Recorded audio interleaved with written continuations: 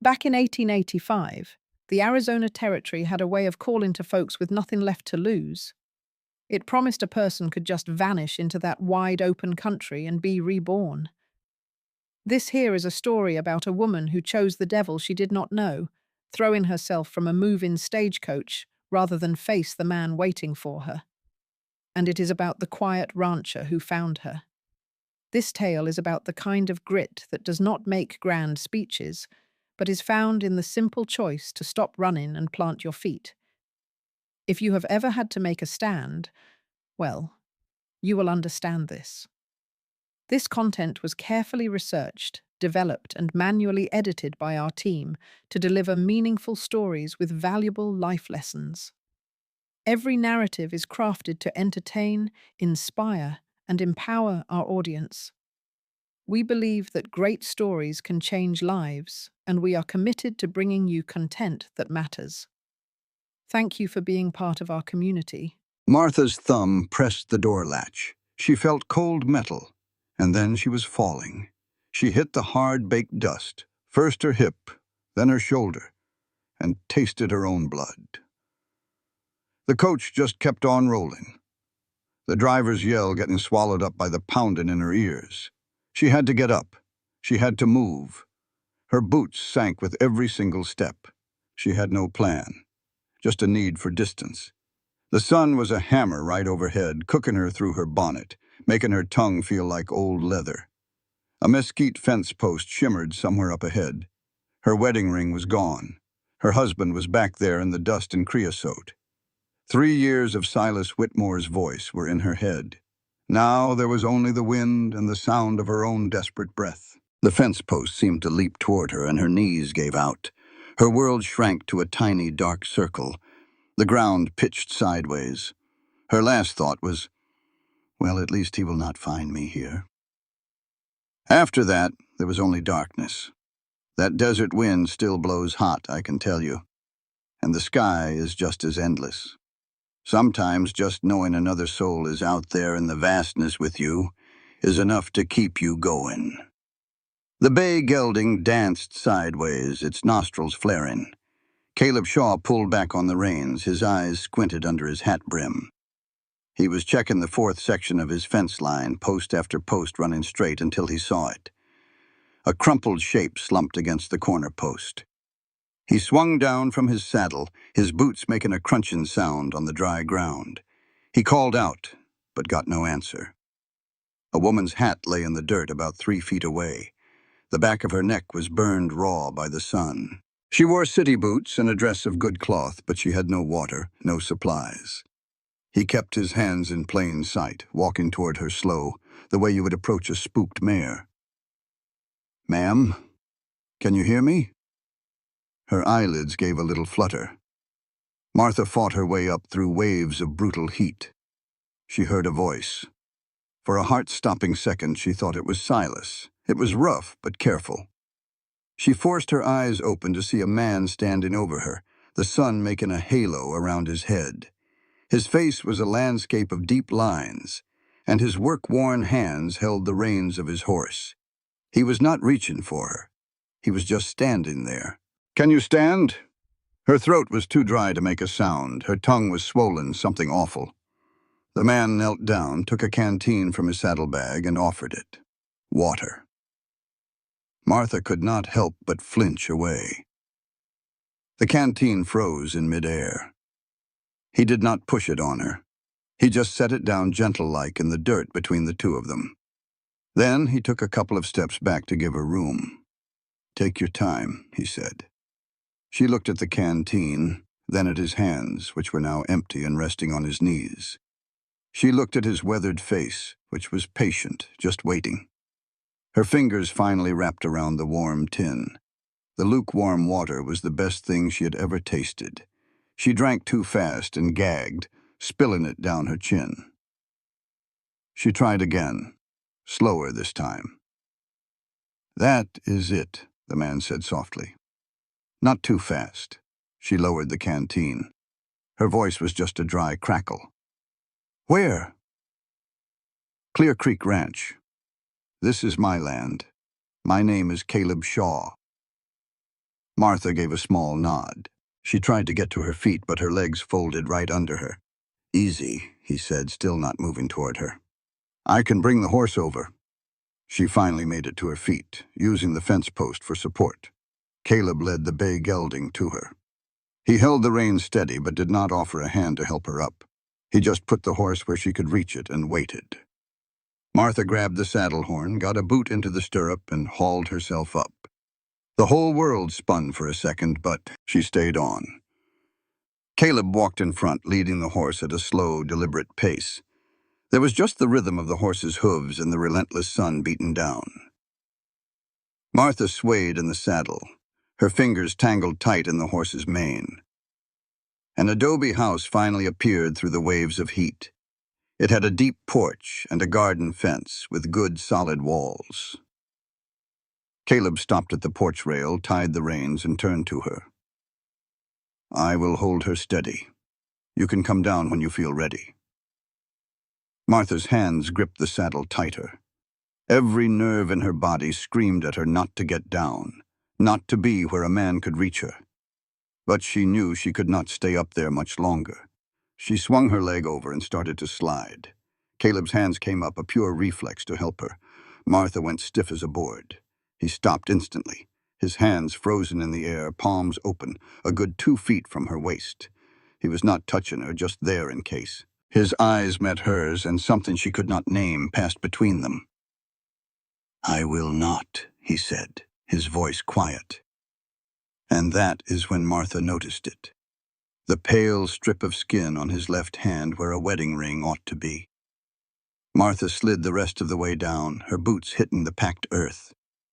Caleb's hands fell to his sides. He gave her space, turning toward the house without even waiting to see if she would follow. The spare room smelled of lye soap and clean dust. It had an iron bedstead with a blue and white star quilt. There was a washstand in the corner with a pitcher and a bowl. A little sliver of yellow soap sat by the bowl, worn thin from use. The window faced east, and a simple muslin curtain stirred in the breeze. Martha just stood there in the doorway, her traveling bag still on her shoulder, the leather strap digging in. She finally walked over and set it on the bed. The buckle made a soft click as she opened it. She took off her dusty muslin dress first, folding it from pure habit. Underneath was the nightgown she had packed without even really thinking about it. It was white cotton, washed so many times it felt like silk. She looked at it and realized she had been planning this escape for longer than she knew. Her fingers trembled as she laid the nightgown on the quilt. The pitcher had lukewarm water in it. She poured some into the bowl and washed her hands. The desert grit dissolved, making the water cloudy gray.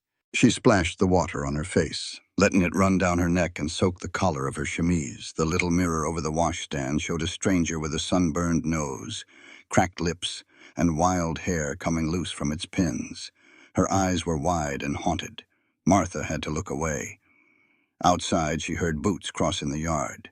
She heard Caleb's low voice talking to the chickens. A hinge squeaked, then a latch clicked shut. His footsteps moved back toward the house. She dried her face on the rough cotton towel that hung from a hook. She changed into the nightgown. Her corset had to stay on, though. She could not reach the hooks in the back by herself, and she would die before she asked him for help.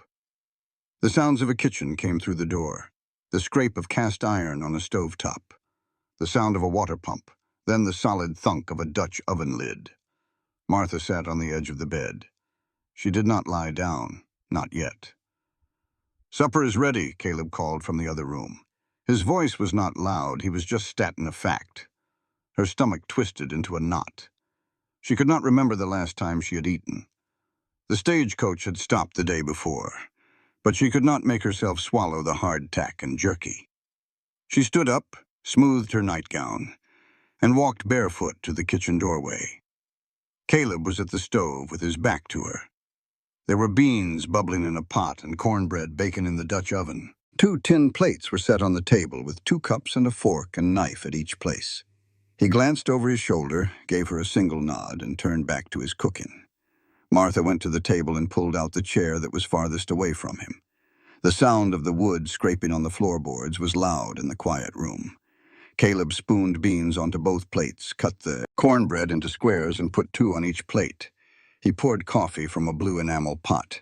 It was dark and smelled strong. He set 1 cup down in front of her, then sat in the other chair and picked up his fork. Martha just stared at the steaming coffee. Silas had never let her drink it. He said stimulants were unbecoming for a lady. She was only allowed to have weak, lukewarm tea. His rules, his house, his voice still echoed in her head, even out here. Her hand closed around the tin cup. It was hot against her skin. She raised it.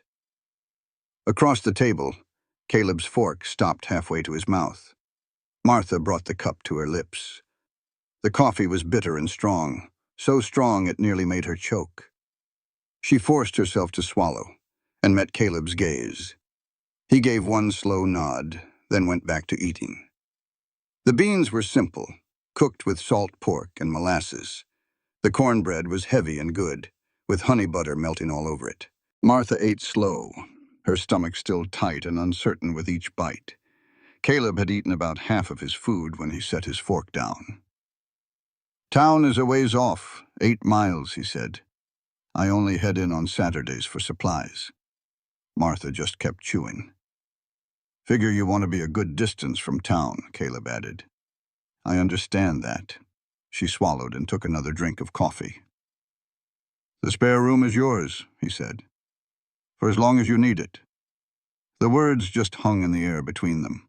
There were no strings attached, no questions about where she came from or why she was there. "Just yours." Martha put her cup down. Her hands were still trembling. "The ledgers," Caleb said, nodding his head toward a stack of books on a side table.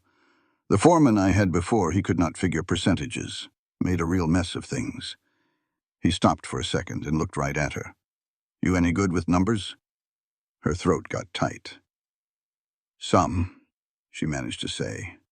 "Well," Caleb said, picking up his fork again, "there is that." Then they just ate in silence.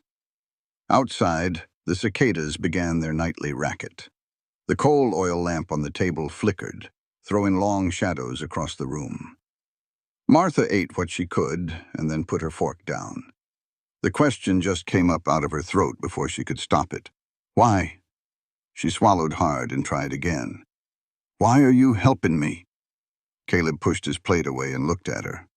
His face was hard to read in the dim light. "Plenty of folks out here are running from something," he said at last. "And most of 'em have a damn good reason." He stood up, took his plate to the wash basin, and did not wait for her to reply. Martha sat there all alone at the table, her coffee getting cold in her cup, and it hit her.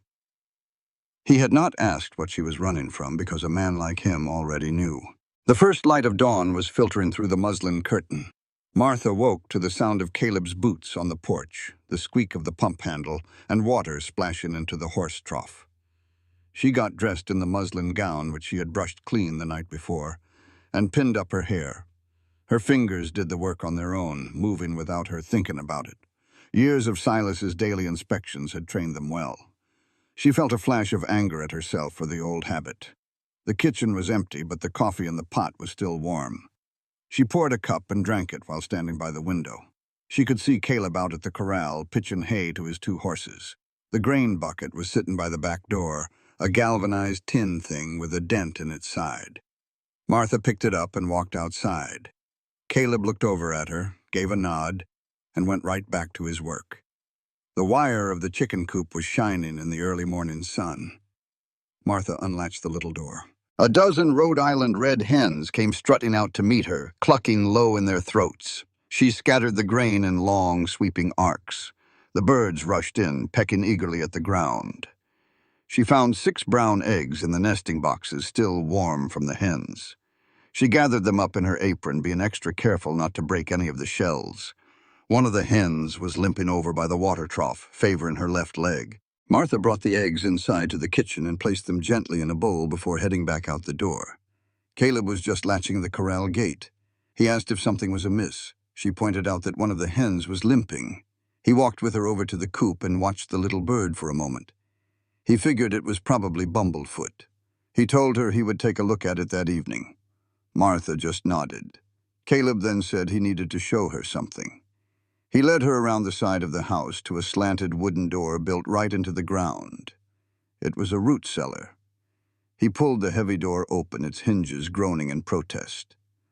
A ladder stretched down into the darkness. He told her he had a lamp, and he went to get one from the kitchen. He struck a match, lit the wick, and handed the lamp down to her. Martha carefully climbed down the ladder. A cool breath of air rose up from the cellar. The walls were made of earth, with wooden shelves holding potatoes in burlap sacks, onions braided and hanging, and rows of mason jars filled with tomatoes, beans, and peaches. There was more than enough to get through a long, hard winter. From up above, Caleb called down, "Use whatever you need." She climbed back out of the cellar. He shut the door and dusted off his hands. He mentioned he would be riding along the north fence line and should be back around noon. He turned and left without waiting for a reply. Martha went inside and washed the breakfast dishes, dried them, and put them away on the shelf. The old house seemed to tick and creak in the growing heat. It was a quiet place, but it was a peaceful quiet, not a heavy one. It was nothing like Silas's house, where a deep silence always meant trouble was coming. The accounting ledgers were sitting on a small side table, 3 of them in all. Their leather covers were old and cracked. She carried them over to the kitchen table and opened the first one. Dates were written down the left side of each page. Caleb's handwriting was decent enough. The letters were formed with care, but the columns of numbers just did not add up right. There were simple math mistakes and numbers that had been switched around. She found an old steel nib pen in a wooden holder next to a glass bottle of India ink. She started at the beginning, with January, carefully tracing every entry with her finger. She recalculated the figures, found the errors, and gently crossed them out, writing the correct numbers in the margin. It took her a full 2 days to completely figure out his system, like his own brand of shorthand and his way of marking cattle by their brand instead of just a head count. But soon, the pattern started to make sense. There was income from selling cattle, and expenses for things like feed, lumber, and salt blocks, along with property taxes that were paid every 3 months. By the time Caleb got back, she had already worked through 3 whole months. He poured himself a cup of coffee and glanced at the open ledger, but did not say a word. He just pulled out a chair and sat down across the table from her. Martha just kept right on working. The only sound was the scratch of her pen on the paper.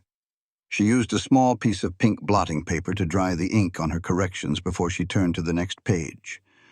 Without even looking up from her work, she asked him about the last foreman. She wanted to know what had happened to him. He simply said they had a disagreement. She waited for him to say more. He finally added that the man wanted to run things his own way. "And it was not my way," Caleb finished. Martha nodded and turned another page.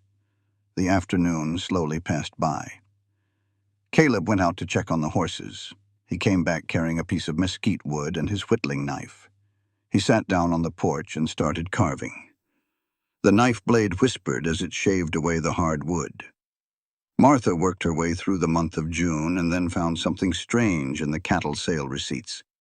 She stopped her work and read the entry a second time. Caleb had sold 50 head of cattle to a buyer down in Tucson. The receipt showed that the buyer paid $8 for each animal, but the ledger book only showed $6 per head recorded as income. That meant $2 for each animal, a total of $100, was missing. She started flipping back through the pages of the past months and found the same pattern. It was there with every single cattle sale. Money was coming in, but less money was being recorded. It was not theft, though, it was the complete opposite. She cross-referenced the sales with the property tax records that were tucked into the back of the book. She found a name, Eleanor Morrison, a widow whose ranch was right next to his along Clear Creek on the eastern edge of his property. Tucked behind that was some letters. It turned out Mrs. Morrison could not make her mortgage payments. The bank was about to foreclose on her ranch. And right there in Caleb's own handwriting was a private loan agreement. It was for $100 with no interest to be paid back whenever she was able. Martha leaned back in her chair. The numbers told the whole story, plain as day. Caleb was not just helping a neighbor out. He was taking the loss himself, shorting his own accounts to keep that woman's ranch from going under. She looked out through the open doorway and saw Caleb on the porch. Little curls of mesquite shavings fell away from his knife. His weathered hands were busy shaping the wood into a spoon handle. He was not just some ranch hand. The property deed, right there in the back of the ledger, showed it clear as could be. Caleb Shaw was the owner of 2,000 acres of land, all free and clear, with no mortgage to the Dolans or anyone else, and he was giving it away little by little to keep his neighbors from sinking. Martha pulled the ledger closer to her. She started reorganizing all the entries by date and even created a new column just for charitable payments. She balanced the books the right way. The real numbers showed that most months, Caleb was barely breaking even. As the sun started to get lower in the sky, Caleb came back inside. He set the half-carved spoon down on the counter and started making supper. He used beans from the root cellar and salt pork from the pantry. They ate their meal without saying a word. Martha washed the dishes and Caleb dried them and put them away.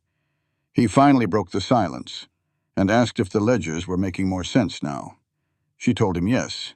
He just said good and hung the dish towel on its hook before heading back out to the porch. Martha followed him out and sat down in the other chair. The quiet evening stretched out in front of them. The cicadas started their nightly song as the heat of the day finally began to fade. Caleb went back to his carving. She watched his hands, strong and capable, with scars across the knuckles from years of hard work. The quiet settled in between them again. It was not a tense silence, not the kind where you are waiting for the other person to speak. It was just quiet. Martha felt something shift inside her chest. It was a loosening feeling, like she could finally take a deep breath here. For the first time in years, she looked at Caleb's profile in the dimming light. She wanted to say something to him, to thank him. Maybe tell him that she understood what all those numbers really meant. But the words just would not come out.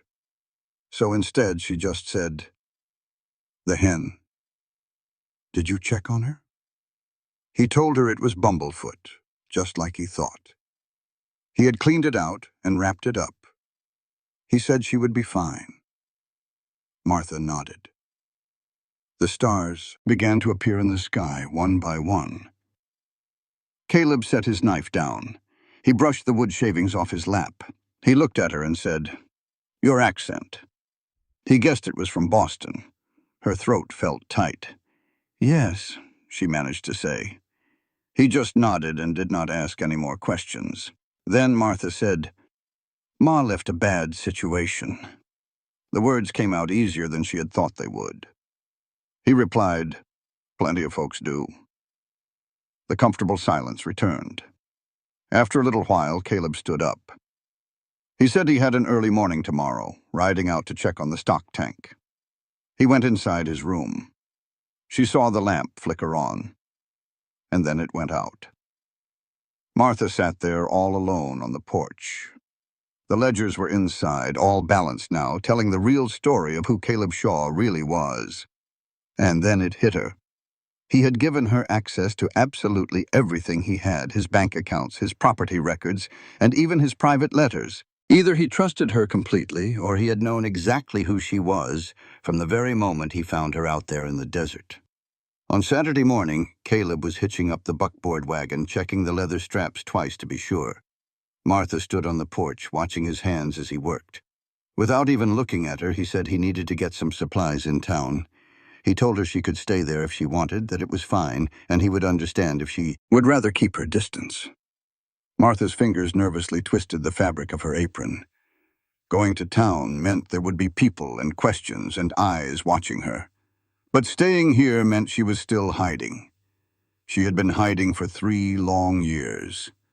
She told him, "I will come." Caleb just nodded. He finished up with the harness, climbed up onto the spring seat, and took hold of the reins. Martha pulled herself up to sit beside him. The wagon jolted as it started moving forward. It was an 8-mile ride on a dirt road. The sun was already hot, and it was only 9 in the morning. Martha gripped the edge of the seat with her hands. Her back was stiff as a board, like she was just waiting for something terrible to happen. Caleb drove the wagon at a steady pace and did not try to make small talk to fill the silence. Before they left, Martha had stood in front of the washstand mirror, braiding her hair. The movements were automatic, 3 sections of hair, over and under, then secured with a pin at the back of her neck. Silas had always demanded that her hair be neat, perfectly neat. She caught herself smoothing down little hairs that were not even there, checking the angle of the braid twice. She felt so irritated with the habit, and with the fact that his voice was still in her head telling her what to do. The town of Dos Cruces appeared through the shimmering heat.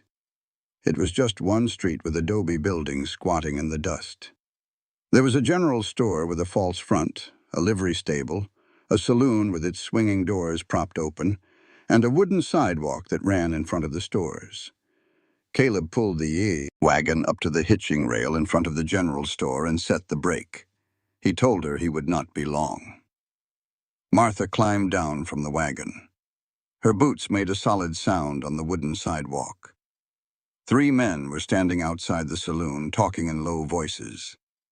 They glanced her way for a moment, then looked away. The door to the general store was standing open. Caleb went in first. Martha followed him, staying so close that her shoulder nearly brushed against his arm. The air inside the store was cool. The shelves were lined with canned goods, bolts of fabric, and all kinds of hardware. The whole place smelled like a mix of coffee beans, leather, and tobacco. Standing behind the counter was a woman who looked to be about 50. Her gray hair was pulled back into a tight bun. She had sharp eyes that seemed to see everything. She said, "Caleb." The woman's voice was full of authority. "Been a while, Mrs. Kemp," Caleb replied, touching the brim of his hat. "Need some things?" she asked. "I expect you do." Adelaide Kemp's eyes then moved to Martha and stayed there for a moment. There was no judgment in her expression, just a careful assessment. Martha met her gaze and did not look away. Mrs. Kemp gave a slight nod and turned her attention back to Caleb. "What will it be?" she asked. He told her he needed ledger paper. 2 reams of it, some coffee, salt, and pork if she had any. While Mrs. Kemp was gathering the supplies, Martha walked over to the fabric display. There were bolts of colorful calico fabric stacked up on a table. Have you ever felt trapped, your whole future hanging by a thread that cost just 5 cents a yard? That's where Martha was, her fingers tracing the pale blue pattern on a bolt of fabric she couldn't afford. She'd spent every last penny on the stagecoach ticket to get here. This story is about how a quiet act of kindness in a small Texas town can change everything. It's about finding strength you never knew you had. Stay with me to see how the underdog gets her day. "Get what you need?" Caleb asked from right behind her. Martha just stood there, speechless. "Put it on my account," Caleb told the store owner. Without another word, Mrs. Kemp measured and cut 3 yards, threw in a paper packet of needles, and set it all on the counter. A younger woman, maybe 20 years old, came out from the back room. She started speaking rapid-fire Spanish to Mrs. Kemp, who just answered back in English, "You tell him the delivery will be on Tuesday, not a day sooner." Martha felt her shoulders relax just a little. Here, folks mixed their languages easy-like. It was a world away from Boston, where every single word was weighed and judged. Caleb ordered some lumber. "I need to fix up the chicken coop. About 30 board feet of pine should do it." "I'll have it for you next Saturday," Mrs. Kemp said, scribbling in her order book. A couple of men's voices drifted in from the street. "Over at Shaw's place, the price on cattle's holding. A fella might get $8 a head if he drives them to Tucson himself. Shaw always gives a fair price. That man knows his business." The voices faded down the street. Mrs. Kemp wrapped the fabric in brown paper, tied it with a bit of twine, and put everything in a wooden crate. "That will be $7.40. She paused, looking at Caleb. "And Caleb, it's good to see you bringing some help out to the ranch. That place has been way too quiet." Caleb counted out the coins onto the counter and handed over some ledger papers for the bookkeeper. Mrs. Kemp swept the money into her cash drawer. Her eyes flicked over to Martha. Ma'am. Martha just managed a small nod. As she turned to leave, her eyes got stuck on the wall right next to the door. Wanted posters. 4 of them, tacked up side by side. The big, bold words at the top sent a chill right through her. She couldn't make out the names from that far, but it didn't matter. Words like whereas and fugitive and lawful custody all blurred together. Her breath hitched in her throat, her vision closing in. Just then, Caleb moved past her, real casual, and started looking at a display of saddle soap mounted on the wall, right between her and those posters. His body completely blocked her view. He picked up a tin, turned it over, and read the label real slow. "Is this the same brand as last time?" he asked Mrs. Kemp. "The very same." He put the tin back down and headed for the door. Martha followed him, her legs feeling like they didn't belong to her. Outside, the sun felt like a punch to the face. Caleb loaded the crate into the back of the wagon. Martha climbed up onto the seat, her hands shaking so bad she had to press them flat against her legs to make them stop. The wagon rolled back down the main street, past the saloon, the livery stable, and the telegraph office where they hung the posters. Once they were clear of the town's edge, Caleb finally spoke. "Those posters have been up for 2 months now. One's for a train robbery. The others are about some mining claim mess. They have nothing to do with you." She stared at him. "How do you know?" "The telegraph office posts them when they come through. It's been the same since May." Martha turned back around, fixing her eyes on the horse's ears as the road stretched out ahead. They rode in silence for a mile, then 2. As the town vanished behind a rise, Martha's breathing started to even out. The shaking in her hands finally eased up. "I was supposed to marry a man," she said, the words just tumbling out on their own. "His name was Ezra Brennan, but I didn't." Caleb's hands stayed loose on the reins. "Sounds like his loss." The words were simple, not pushing for any more explanation. "I used the arrangement to—" Martha stopped, then tried again. "To get away from Boston." "Yes." "Was it a bad situation?" "Yes." The wagon rocked as it went over a rut in the road. Caleb corrected the horse's path without even thinking about it. "Ezra's place is north of here," he said calmly. "About 20 miles. You won't be running into him in town." Martha's throat went tight. "You knew?" "I figured," Caleb said, his eyes never leaving the road. "A man puts out the word he's waiting on a mail-order bride from Boston. That bride never shows. The very same day, I find a woman from Boston tangled up in my fence line, half dead." He gave a little shrug. "It didn't take a whole lot of thinking to piece it together. And you've got your reasons for running. It's not my business to ask what they are." He glanced over at her for just a second. "I just need to know one thing. Are you safe now, legally speaking?" Martha's fingers twisted in her lap. "I filed separation papers before I left. But Silas, my husband, he has lawyers and money and connections everywhere." "Silas who?" "Whitmore. Silas Whitmore. He's a banker in Boston." Caleb took this in, giving one slow nod. "All right, that's all. All right, you're here. He's there. That's all that matters right now." The ranch slowly came into view, its adobe walls looking solid in the afternoon sun. Martha looked at Caleb's profile, weathered and quiet and impossible to figure out. "Why did you help me?" The question popped out before she could stop it. Caleb steered the horses through the gate, set the brake, and just sat there for a moment holding the reins. "Because you needed help," he said at last. "That's reason enough for a man." He climbed down from the wagon and started unloading their supplies. Martha stayed on the wagon seat, the sun beating down on her. The chickens clucked away in their coop. Everything was so peaceful, so ordinary. But Caleb had said, "Right now." And that meant he knew Silas wasn't the kind of man to stay in Boston forever.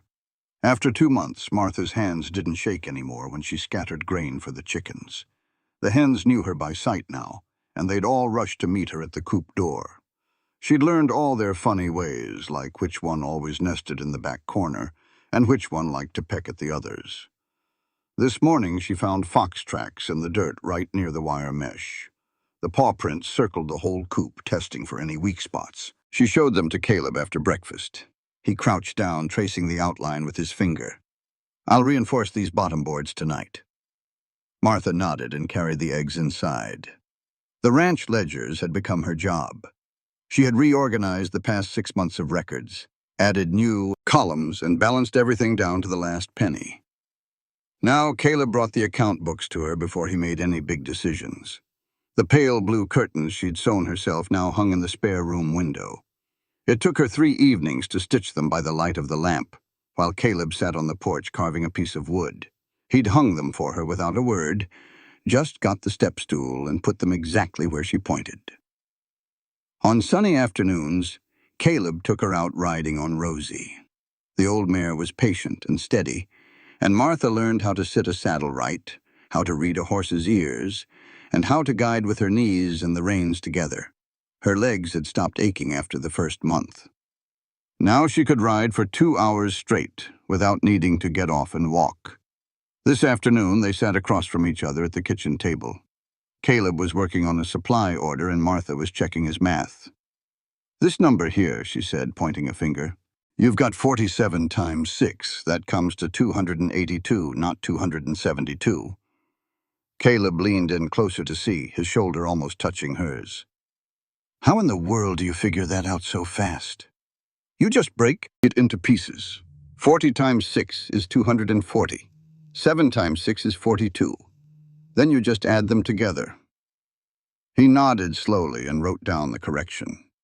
Their heads were bent over the ledger, close enough that Martha could smell the sun and dust on his shirt.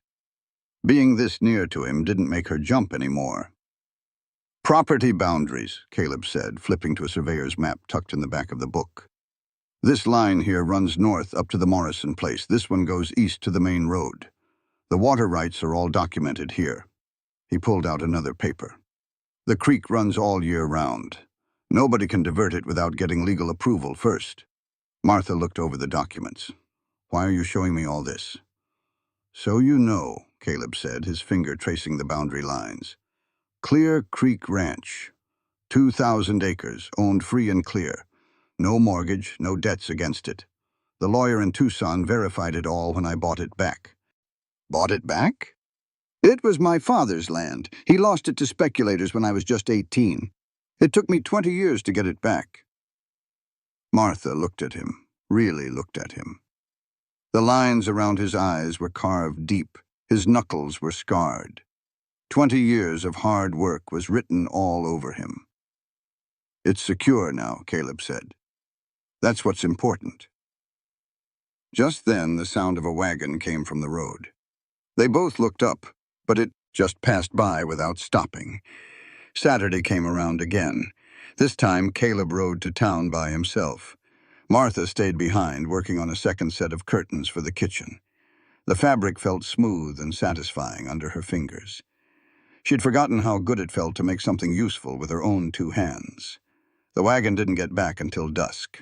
Caleb's footsteps on the porch sounded heavier than usual. Martha put her sewing down. Her face was grim, her jaw tight. "What happened?" Caleb took off his hat and set it on the table. He poured himself some coffee from the pot, even though it had been cold for hours. "There was a man in town," he said finally, "asking questions down at the general store." The room felt like it was tilting. Martha gripped the back of her chair to keep steady. "He was looking for a woman with a Boston accent. Said she was his wife." The coffee cup slipped right out of Martha's fingers and shattered on the wooden floor. Brown liquid spread out in a puddle with little white shards scattered everywhere. Neither one of them moved. "He described you," Caleb said, his voice as level as a flat rock. "Your height, your age, your dark hair. He said you'd run off, all confused. Said he needed to bring you home." Martha's breath came in ragged little gasps, and dark spots danced at the edges of her vision. Mrs. Kemp told him she hadn't seen anyone that looked like that, Caleb went on. He set his own cup down. But he's staying at the boarding house. It's just 3 blocks from the store. The floor seemed to be swaying beneath her feet. Martha's knees gave out and she sank hard into the chair. Caleb didn't rush to her. He just pulled another chair closer, sat down across from her, and waited. "He found me." Martha's voice was a whisper from far away. "How did he do it?" "The telegraph network. He could send inquiries to every sheriff and postmaster from here to Boston. A man with enough money can cover a lot of ground without ever leaving his fancy office. But I filed the papers. A legal separation. I thought, papers take time to work through the courts out here in the territory. They move slow." Caleb's hands rested on his knees, steady and calm. "What does he want?" "My mother passed away 2 years ago. She left me her inheritance. A house in Salem, stocks, bank accounts." The words started tumbling out of Martha faster and faster. "Silas only married me to get his hands on it. But my mother's will was very specific. It all goes to me, and me alone. He can't touch a penny of it unless I'm his wife. Or unless he can prove I'm—" She stopped, struggling to swallow. "Unfit. Mentally incompetent. A danger to myself. Any reason at all that would let a judge declare me—" Her throat closed up, and she couldn't say another word. There was only silence. The only sound was the clock ticking on the mantel. "How much?" Caleb asked her. "The inheritance," she replied. "Yes, $43,000. Caleb took a moment to let that sink in. He said, "That is enough for someone to come after." Martha's hands were twisted together in her lap. She told him that Silas would use the courts and lawyers. He knows all about the territorial laws. He has been looking into land deals out here for his bank. She said, "He will find a way to—" "To what?" Caleb asked. "To take me back, or to take every penny I have." Her voice cracked as she spoke. "And I cannot fight him. I do not have money for lawyers. I do not have—" "You have me." Those 3 words just hung in the air between them. Martha looked up at him. Caleb's face showed no emotion at all. It was just that same weathered, steady look. "Why would you risk that?" she asked him. "He could come after your land. He could use legal tricks to—" "Let him try." Caleb's voice was still quiet. "This land is protected. The water rights are all documented, the surveys have been filed, and the title is registered with the territorial government. I went through every legal challenge you can imagine when I bought it back. He has got no leverage here." "You do not understand," she insisted. "Silas is—" "I understand just fine." Caleb leaned forward just a little. "He is a man who uses the law as a weapon. He uses money to hurt people. Folks, I have seen his kind before. Then you understand I cannot win. Maybe not by your lonesome." Martha just looked at him. "What are you getting at?" "I'm saying I have means, and I know folks. There is a lawyer down in Tucson who saw to getting my property back. He is a territorial judge these days. He has got pull with the governor's office. That is not going to be enough. Silas has only been here 3 hours, and the whole town already knows he is asking around. That is just how these small territories are. Word travels fast." Caleb held her gaze. "And I have got one thing he does not." "What is that?"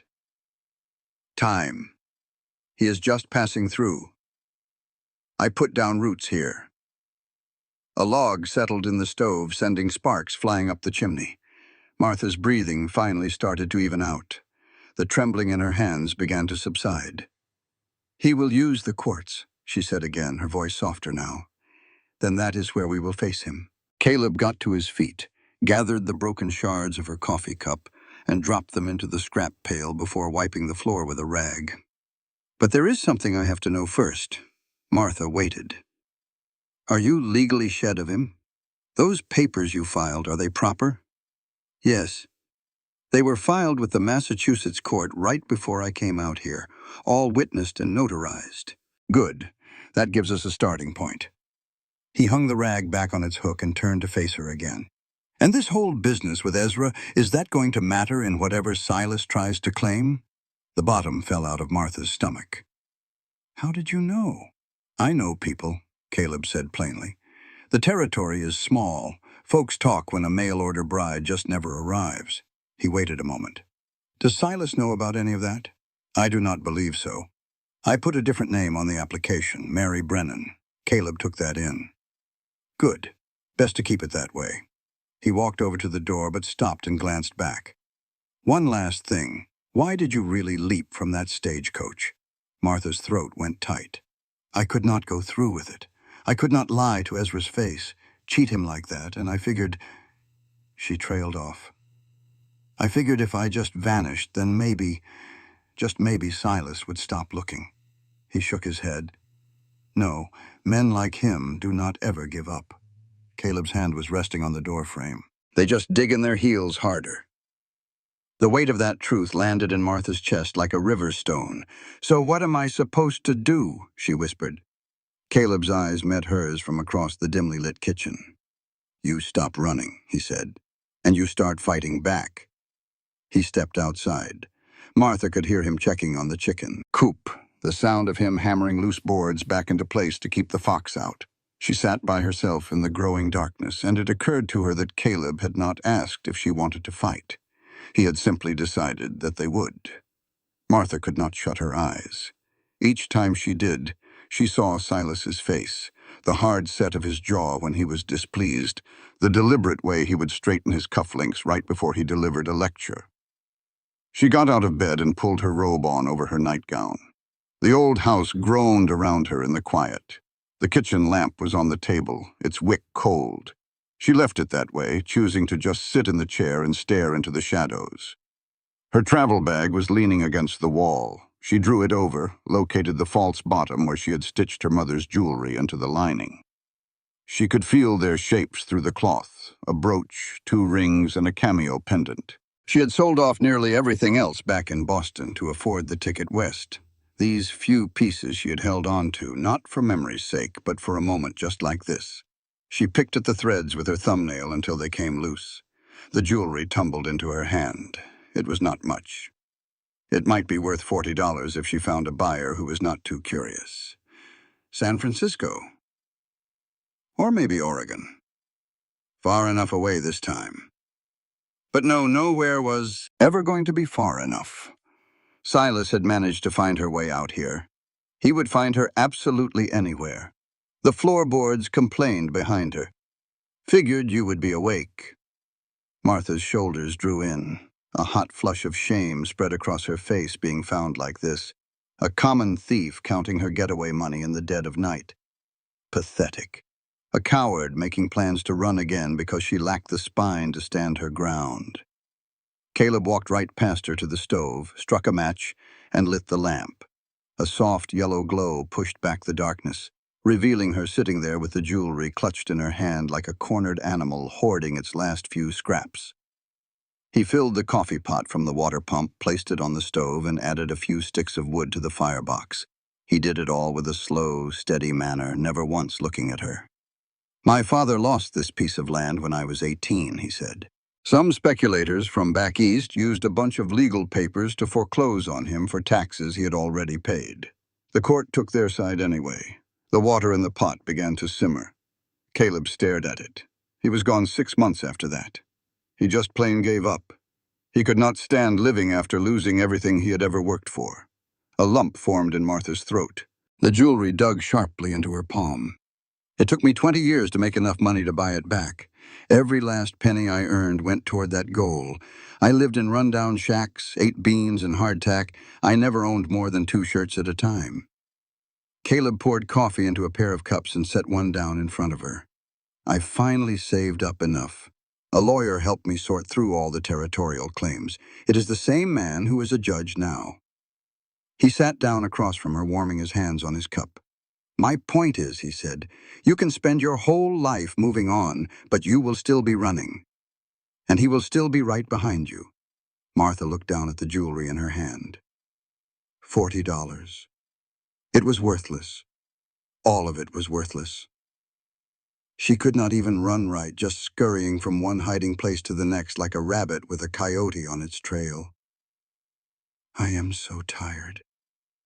Her voice was thin and brittle. I know. I cannot. The word got stuck.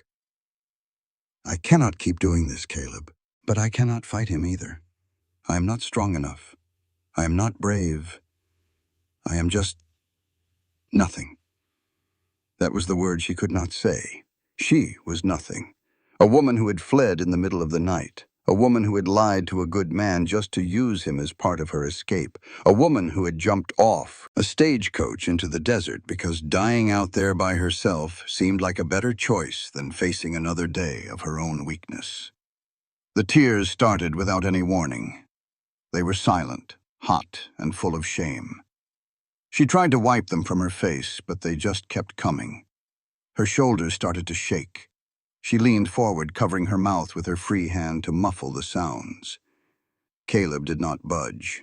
He did not reach for her. He just sat there and let her fall apart. When she could finally catch her breath, she looked up at him. His eyes had never left her face.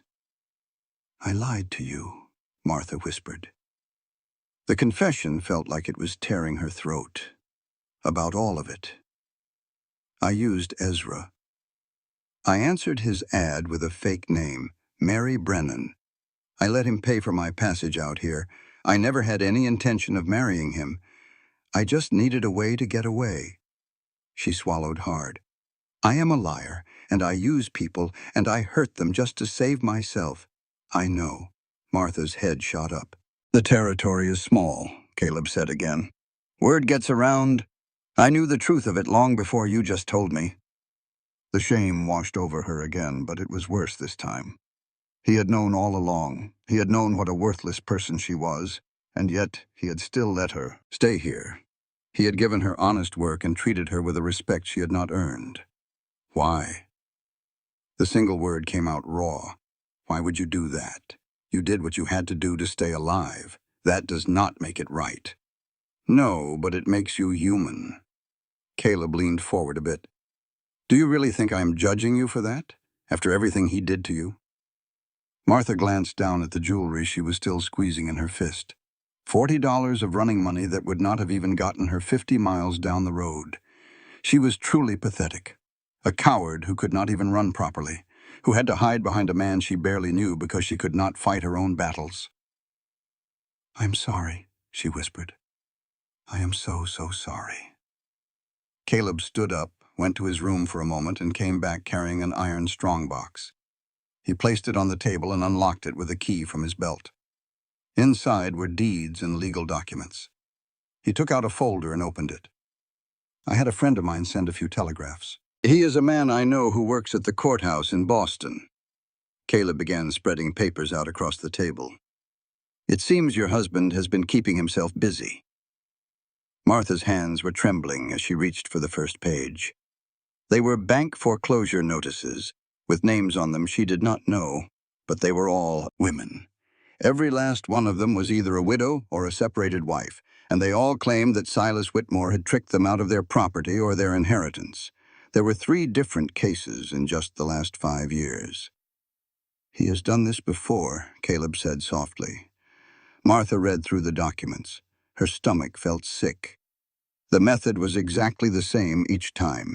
Silas would make friends with women who were alone and vulnerable, offer them financial advice, and then use legal tricks to take everything they owned. One woman, Catherine Holmes, had been declared mentally unstable. Her entire estate had been taken from her. Another, Eleanor Graves, was found dead in what was called a suicide. Her estate went to her creditors, which was Silas's bank. The third woman was still fighting him in court, but she had no money left. You are not the first one, Caleb said, and you will not be the last, not unless somebody puts a stop to him. Martha put the papers down. Her hands were steady now. A different feeling was moving through her chest, something much sharper than shame. "I cannot stop him," she said. But the words sounded different now. They were not words of defeat, but of consideration. "Not by yourself." Caleb's voice was calm. "But together the odds look a whole lot different. Why would you do all of this? Why would you risk everything for me?" "Because it is the right thing to do." He paused and looked straight at her. "And because you matter."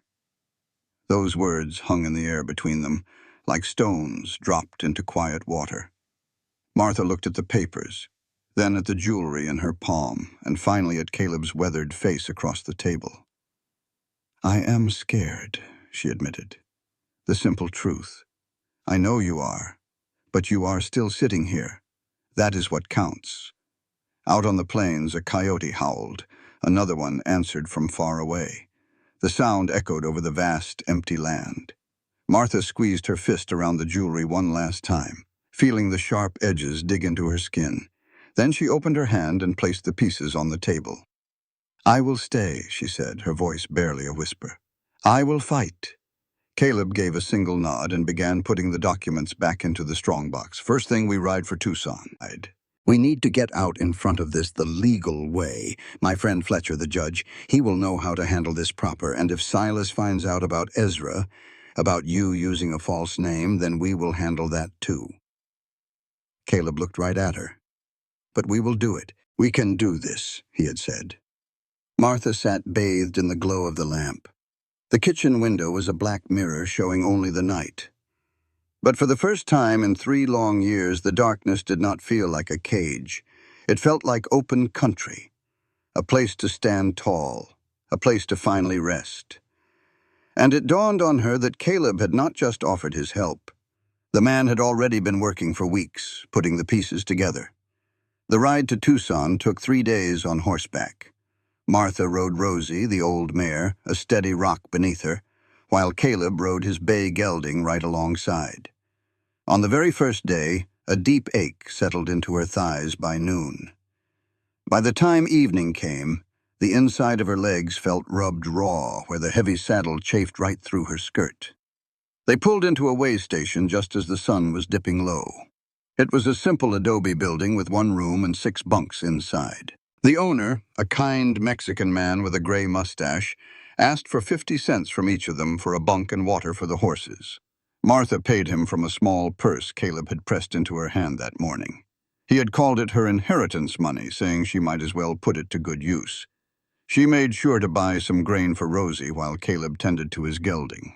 When she swung her leg over to dismount, her legs shook something fierce. The blisters had already begun their nasty work. She could feel them, like hot coals against her skin. That night she lay still in the bunk, feeling like every single muscle in her body was screaming in protest. She did not complain, not once. Just lay there waiting for the dawn. The second day was a whole new kind of misery. The blisters broke open. Every plodding step the horse took sent a jolt of pure fire up her legs. Sweat soaked her chemise and her dress, making the raw skin sting even worse. She just clenched her jaw and kept her eyes forward. At the next way station, a woman noticed her pained limp and brought her a small tin of salve meant for saddle sores. Martha slipped into the privy, her hands trembling as she applied it. The comfort it offered did not last long. By the 3rd day, her body settled into a rhythm that came from nothing but sheer grit. The pain was still there, but it felt like something separate from her now, a heavy pack she had to carry, but one she would not let steer her. She fixed her gaze on Rosie's ears, on the endless horizon, and on Caleb's solid presence, riding 10 feet ahead. Tucson finally came into view on that 3rd afternoon. Adobe buildings sprawled out across the valley floor. A church spire reached for the big blue sky, taller than anything in Dos Cruces. There were real streets, more than one saloon, and a proper courthouse. Caleb led their tired horses to a boarding house on the east side of town, a 2-story building painted clean and white. A sign hanging out front announced it as Mrs. Oliveira's Respectable Lodgings. The proprietor met them at the door. She was an older Mexican woman in a black dress with a silver crucifix resting at her throat. Her sharp eyes took a long look at Martha, and then they moved to Caleb. Caleb spoke first, asking for 2 rooms. Mrs. Oliveira simply nodded. For the sake of propriety, she would put them on separate floors. She led Martha upstairs, informing her that breakfast was served at 7 o'clock and that no gentlemen callers were permitted. Martha's room had an iron bed, a washstand, and a chair. It was simple, but it was spotless. She washed the grime of the trail from her face and hands and changed into the clean muslin dress she had packed that morning. Her legs were still on fire, but the salve was helping. A soft knock came at her door. "Are you ready?" Caleb's voice asked through the wood. "Yes," she answered. The attorney's office was situated 2 blocks away from the courthouse. It was another adobe building with the territorial seal displayed next to the door. A bronze plaque read, "Hiram Fletcher, Esquire, Territorial Law." Inside there was a desk, filing cabinets, and walls lined with law books. Behind the desk sat a man in his 50s with a neatly trimmed gray beard and wire-rimmed spectacles. He rose to his feet as they came in. "Caleb Shaw," he said, and his handshake was firm. "It has been a while." "Mr. Fletcher, this is Martha Whitmore." Mr. Fletcher's gaze shifted to her. "Mrs. Whitmore, please have a seat." Martha sat in the chair he offered, his desk. Her hands were fidgeting in her lap, so she had to force them to be still. Mr. Fletcher retrieved a file from a drawer. "I have gone over the documents Mr. Shaw sent ahead by telegraph. You find yourself in quite a predicament." Martha's voice was steadier than she felt when she asked, "Can you help me?" "I believe I can," he answered. "Do you have the original papers with you?" Martha reached into her carpet bag and took out the folder she had guarded for 3 long days. She had the separation papers filed with the Massachusetts court, properly witnessed and notarized. She had her mother's will, which clearly stated the inheritance was for Martha alone and not to be considered marital property. And she had the bank records Caleb had managed to get his hands on, which showed a pattern of deceit and theft involving 3 other women. Mr. Fletcher laid the papers out on his desk, reading each one with great care and making notes on a legal pad. "Fortunately," he began, "our territorial law recognizes the legal proceedings of Massachusetts. Your separation filing is valid. Your mother's will offers clear protection for your inheritance from any marital claims." He tapped the bank records. "And these documents establish a pattern of behavior. This could potentially be criminal fraud." "But Silas has lawyers," Martha said, her voice small. "He has money and powerful connections back east." "As do I," Mr. Fletcher said, his eyes meeting hers. "I preside as a territorial judge twice a month. I have a direct line to the governor, and I do not appreciate Eastern bankers who think they can use our courts to take advantage of women." He stood up from his desk. "Mr. Whitmore is currently a guest at the Grand Hotel. I took the liberty of sending a message this morning, requesting his presence here at 3 o'clock for a legal matter that requires his immediate attention." A cold knot formed in Martha's stomach. "He is coming here?" "It is far better than allowing him to choose the meeting place," Mr. Fletcher said, his voice softening just a little. "Mrs. Whitmore, you must confront him. We will put this on the record with witnesses present. That is how we will bring this to an end." The clock on the wall indicated it was 2:30. Martha's hands began to tremble. She pressed them down hard against her thighs. The pressure on her saddle sores made her wince, but she was grateful for the sharp pain. It gave her something to concentrate on other than her fear. "I will be right here beside you," Caleb said from his chair. They were the first words he had spoken since they had arrived. At 2:55, the sound of footsteps echoed on the wooden sidewalk just outside. The office door swung open. Silas Whitmore, dressed in a tailored frock coat, stepped inside. He was dressed in dark wool with a crisp white shirt and a silk cravat. His hair was slicked back with pomade, and his bay rum cologne was overpowering. That smell hit Martha like a wall. For 3 long years, that scent, that voice, and those hands had controlled every single part of her life. His eyes locked onto hers and widened just a bit. Then his expression smoothed over into a well-practiced look of concern. His voice was warm like honey when he said, "Martha, Thank goodness. I have been so terribly worried. Mr. Whitmore, Fletcher said from behind his desk. Please have a seat. Silas turned his gaze to the lawyer, sized him up, and then glanced at Caleb. His eyes returned to Martha. I am not quite sure what is going on here, Silas began. But my wife is clearly your separated wife, Fletcher cut in. The legal documents were filed 4 months ago in Massachusetts, and I have them right here. He gave the folder on his desk a tap. Silas's jaw clenched almost invisibly. Martha noticed it, the first tiny crack in his perfect facade. Those papers were filed without me knowing or agreeing to them. Martha was not of sound mind. I was perfectly aware of what I was doing, Martha said, her own voice cutting through his, even surprising herself. The words just came out on their own. Silas turned back to her, his face softening as he leaned forward in his chair. It was a calculated move, meant to look private and caring. Darling, you have been so confused. This rancher has taken advantage of you in your delicate state. Sit back down, Mr. Whitmore. Fletcher's voice was like steel now. Silas did as he was told. But his eyes never left Martha, and she could see the gears turning in his head. She recognized that look. He was already working on a new plan, finding a different angle to play. Let us be perfectly clear, Fletcher continued. Your separated wife has filed for a legal dissolution of your marriage. She has paperwork documenting an inheritance from her mother, which is specified as her own property, not marital property.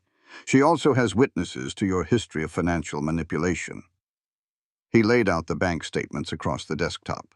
3 other women, the same exact methods, and it is all documented.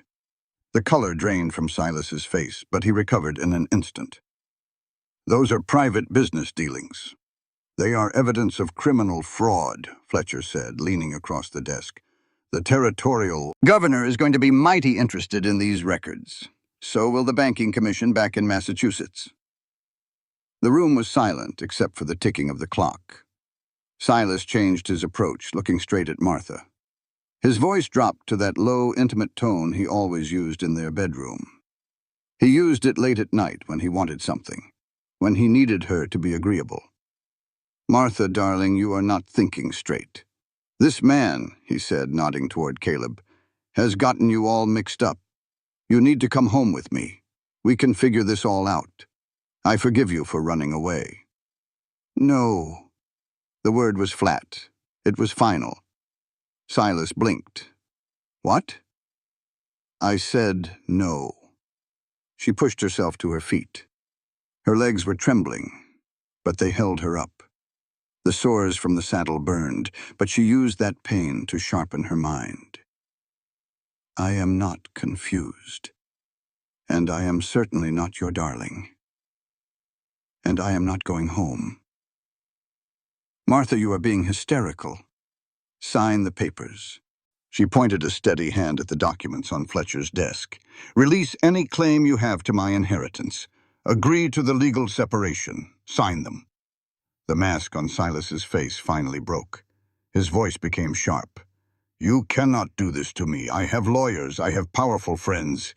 You have nothing. The words flowed from her more easily now. I have proof. I have witnesses. And I have legal documents. You will regret this. I do not think I will. Sign the papers, Mr. Whitmore, Fletcher said, sliding the documents across the desk toward him. Or I will file criminal charges with the territorial court first thing tomorrow morning. I will also wire the Massachusetts Banking Commission, and I will contact the families of each of these women. He tapped the stack of records. I will make this all very public. Silas did not move an inch. It is your choice, Fletcher told him. You can walk out of here a free man, or you can walk out in shackles. The clock ticked on. 30 seconds passed, then a full minute. Silas finally reached for the pen. His hand was shaking, just barely, but Martha saw it. She had learned to read his smallest tells over the last 3 years. This was defeat, and he knew it. He signed his name quickly, making angry slashes on the 3 documents. Fletcher blotted each signature before adding his own as a witness. Caleb signed his name as the second witness. "You are free to leave, Mr. Whitmore." Silas got to his feet and straightened his coat with jerky, precise motions. He looked at Martha one last time. His eyes were empty now. There was no love, no manipulation, just the cold appraisal of a failed investment, a business loss to be written off. He turned and walked out. The door clicked shut behind him. Martha's knees buckled. She fell hard into the chair and just stared down at her own hands. Fletcher collected the signed papers. "These will be filed with the territorial court this afternoon. They are legally binding. He has no more claim on you or your inheritance." "Thank you," Martha whispered. "You should thank yourself.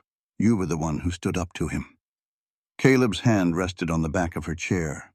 He did not touch her shoulder, just stayed near. Martha looked at the closed door, expecting a rush of some feeling. Victory, maybe, or relief. But all she felt was tired. And there was a strange, empty hole in her chest where 3 years of constant fear used to be. "What now?" she asked. "Now," Caleb said softly. "We go home." But as Martha stood up and gathered her travel bag, she knew something else. She had lied to Ezra Brennan. She had used him and then vanished without a single word of explanation or apology. That was a debt she still had to pay, and she knew she could not be truly free until she faced that too. The ride north lasted for 2 hours. Caleb took the lead, guiding them along a creek bed that wound through scrub grass and mesquite trees. Martha's saddle sores had started to heal, but they still pulled with every movement. She had ridden for 3 days to get to Tucson, 3 days to get back, and now this. Her body had grown used to carrying the pain without complaint. Ezra Brennan's ranch came into view over a small hill, and it was smaller than Caleb's place. There was an adobe house, a barn, and a corral holding about a dozen head of cattle.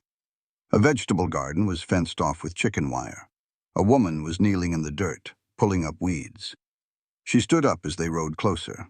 She looked to be Mexican, maybe 30 years old, with her black hair in a long braid. She wore a calico dress and an apron that was dusty at the knees. She raised a hand to block the sun from her eyes. "Can I help you folks?" "We are looking for Ezra Brennan," Caleb said. "He is in the barn." The woman's eyes shifted to Martha and stayed there for a moment. "I will go get him. We'll go." She went into the barn. They could hear low voices talking, one asking questions. A moment later, a man came out. He was around 50, with a weathered face and his hat pushed back on his graying hair. He walked with a small limp. His eyes found Martha, and they went wide. Then a look of what seemed like amusement spread across his face.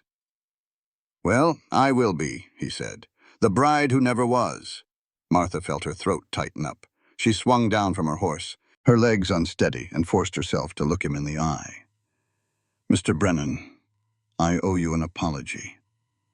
Ezra just looked at her for a long moment, then glanced at Caleb, who was still on his horse. He looked back at Martha.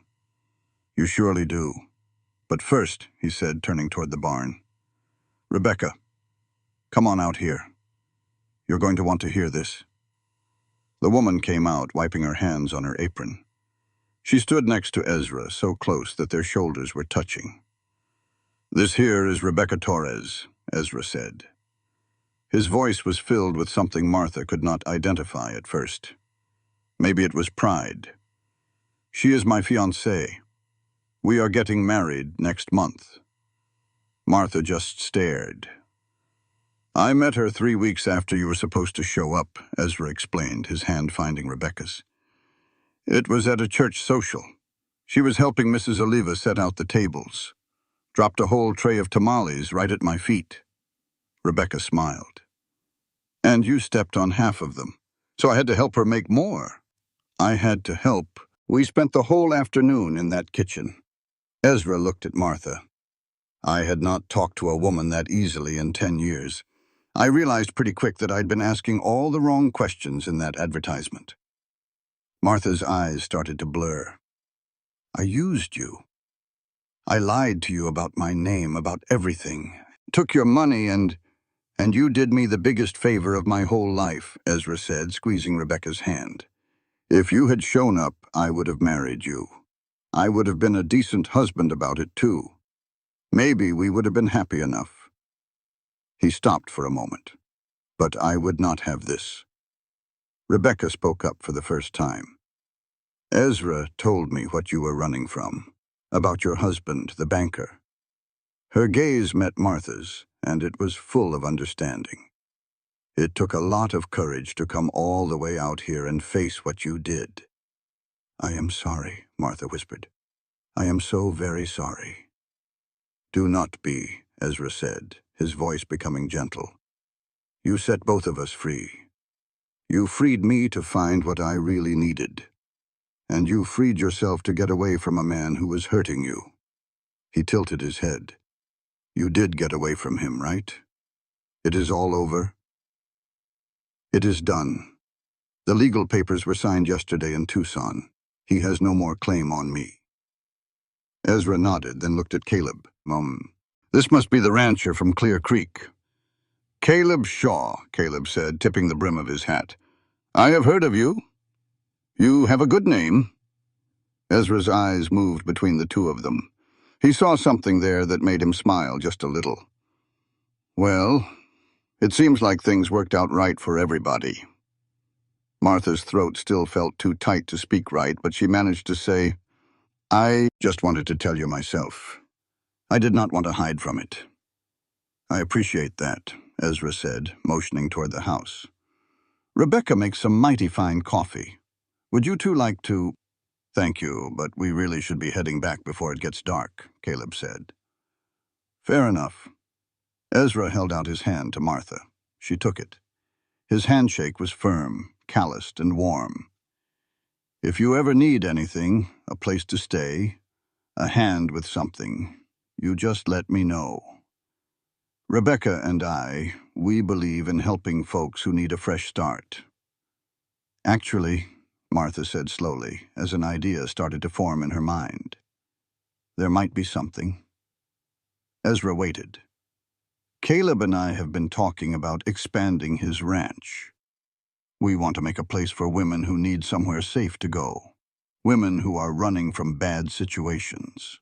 She looked at Rebecca. We would need someone who understands. Someone who could help them get settled in. Rebecca's eyes lit up. Like midwife work or teaching, maybe? Yes, exactly like that. I am in, Rebecca said, then looked at Ezra. We could help with some of the cost, too. We have some money saved up. Ezra nodded. You can count on us. They all shook hands. Martha and Caleb got back on their horses and turned them toward the road. Thank you, Martha called out. And the words meant more than she could ever say. Ezra waved his hand, with Rebecca smiling at his side. The journey home began in a comfortable silence. The sun was getting low, casting long shadows across the desert scrub. After they had ridden a mile, Caleb finally spoke. You handled yourself well back there, Martha replied. I should have done it a long time ago. You did it when you were ready, he said gently. That is all that matters. They rode on for another mile as the vast landscape opened up all around them. There was nothing but endless sky above, red earth below, and the dark shapes of mesquite trees against the horizon. What is it you want now, Martha? Caleb asked. He kept his eyes on the trail ahead, not looking at her. She considered his question, truly thought about it. I want to stay, she said. I want to build something real at Clear Creek, if you would have me. Caleb pulled his horse to a stop. Martha reined Rosie in beside him. He turned in his saddle, his gaze meeting hers directly. I could make it official, he said. Marriage? I mean, if that is something you would want. There was no flowery speech, no grand romantic gesture. There was only Caleb's weathered face in the soft evening light as he waited for her reply. Are you asking me to marry you? She asked. Yes, he said. Why? Because I want you there, he explained. Not as someone I hired or someone I need to protect. I want you as my partner in all of it." Martha looked at him, at this quiet, steady man who had found her when she was dying in the desert, the man who had given her a reason to live again. A place to mend from a man who went to war for her without expecting a thing, a man who spent weeks digging up proof before she ever knew Silas was on his way. She finally answered him. Yes, she would want that for someone else. Caleb gave a slow, certain nod. A change came over his face, not quite a smile, but something warm right next to it. All right, then. The ride back to the ranch was quiet and full of understanding. Half a year later, Martha was standing on the porch of their bigger ranch house. A whole new bunkhouse had been raised behind the main home. It already housed 3 women. One was a widow with a little boy. Another was on the run from a mean-spirited brother. The third was a young girl expecting a baby and left all alone. Rebecca Torres drove out twice a week, teaching them about childbirth, good cooking, and how to keep the books. Mrs. Kemp over at the general store sent bolts of cloth and sewing notions. Ezra wired money every single month, and Fletcher handled all the legal papers to officially create the Clear Creek Women's Sanctuary. Martha ran the numbers, managed the whole place, and taught the ladies their sums and their letters. She showed them how to fight back with ledgers and laws instead of just running away. But every morning the chickens still squawked to be fed. She would gather the warm eggs, scatter the grain, and look for the telltale tracks of a fox. It was simple work that kept her feet on the ground. Caleb appeared from around the corner of the house, gently leading a mare whose belly was round with a foal. He tilted his head toward the bunkhouse. "How are the ladies settling in?" "Getting there. Sarah is showing the new girl how to stitch a straight line. Margaret is a natural in the garden." "Good." He looped the mare's reins over the corral fence. "Mrs. Oliveira is sending 2 more out our way next week. We will find the room." The long day began to fold into evening across the land. They took to the rocking chairs on the porch, the very ones Caleb had ordered from the Montgomery Ward catalog right after they got married. It had been a plain ceremony, with Fletcher saying the words and Mrs. Kemp as their witness. The hens clucked themselves to sleep in the coop. The first stars began to poke through the deep blue sky. A cool breeze drifted in, carrying the smell of sagebrush and dry earth. "Are you happy?" Caleb asked, his voice low in the growing twilight.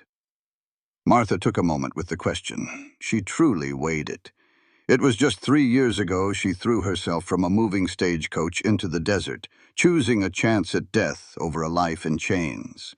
Just 4 months ago she stared Silas down across a lawyer's desk and took her own name back. And only last week she had shown a terrified young girl how to make a ledger line up, how to see her own strength in numbers that made perfect sense. "Yes," she said. It was the first time the word had ever left her lips with such complete and total truth behind it. Caleb's hand found its way to hers in the dark space between their rockers. His palm was rough, his knuckles carried scars, but his grip was solid as an old oak. They sat there for a long while, watching the last bit of daylight give up its fight. From the bunkhouse, the warm glow of a lamp spilled out, and with it came the sound of women's voices. They were talking and then laughing, making plans for the next day. There were still mornings when Martha would wake up, her hand flying to her neck, searching for a wedding band that was long gone. The feeling always passed the moment she saw Caleb's empty chair on the porch, knowing he was already out tending to the livestock. There were still evenings when a sudden noise would make her spine go stiff as a board, but the fear did not own her anymore. "You found your way," Caleb said softly. Martha looked down at their intertwined hands, then out at the wide-open land before them, and finally at the house now filled with women putting their lives back together, one sunrise at a time. "No," she answered, her voice steady and clear. "We built our way. There is a part of stories like the one Martha lived that feels unfinished. We hope that a few signatures on a piece of paper and a new building can wipe away everything that happened before. But the truth is a whole lot quieter than that." Most likely, some morning, she still woke with the ghost of a ring on her finger, And on some nights, Caleb probably watched her freeze up at the sound of a branch snapping outside. The past does not just get up and walk away when you decide you are done with it. A lot of us are carrying things that we cannot ever truly set down. We have given our hearts to people who broke them. We have fled from troubles we should have faced head on. Or we stayed put in places that were chipping away at our souls. We have all made decisions that we are not proud of. We have taken kindness for granted, told lies we felt we had to, and survived in ways that still make us wince to recall. And maybe that is okay. Maybe healing is not about forgetting or being perfectly put back together. Maybe it is just about finding people who will let you sit with your broken pieces in peace. Folks who will pour you a cup of coffee when it is still dark outside and teach you that home is not some place where you never feel pain. It is the place where your pain is finally allowed to get some rest. Thank you for walking alongside Martha on her journey, for hearing her story all the way to the end.